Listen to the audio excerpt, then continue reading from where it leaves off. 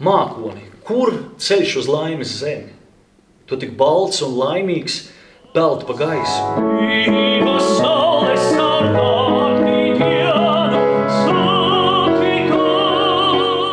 Jo cilvēkam jau nav tikai prāts. Cilvēkam ir prāts, viņam ir dvēsele un viņam ir gars. Bet tā dvēsele, tā ir tā, kas mūsos dzīvo, kur ir emocijas, kur ir kaislības. Un rakstnieki mums rāda, kādi mēs patiesībā esam. Kā viens otru dzērām mēs kā izslāpuši. Visu stundu neatņemot karstās lūpas. Alpām strauji piesocoties mutē. Alpām ziedu spilvām tikko pieskaroties. Tas vienmēr ir bijis tautas dziesmu laikmetā. Bībeli, tad, kad visi, ja ne lasīja, tad gāja vismaz paklausīties baznīcā.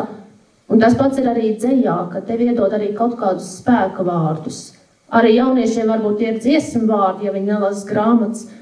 Bet tā māksla, kas ir ārpus tevis, tā palīdz izdzīvot to dzīvi, un kuram viņas nav. Es pat nezinu, kā viņi tiek uz priekšu, ar ko viņi. Varbūt, ka viņiem ir kaut kāda vēl daba, vēl tas ir otrs. Tur jājūk prātā, vai arī jāpaliek ļoti trūlam, ja nekā cita ārpus tevis tev nav. Vai nekad tu saulē neparādies, vai tu mēnesī tik balinājies? Tavi sarmas mati netot mitri, un nekad tev nepūš silta dvaša?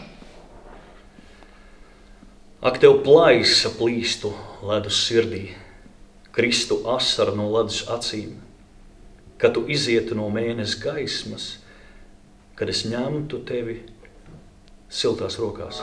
Dvēseles logi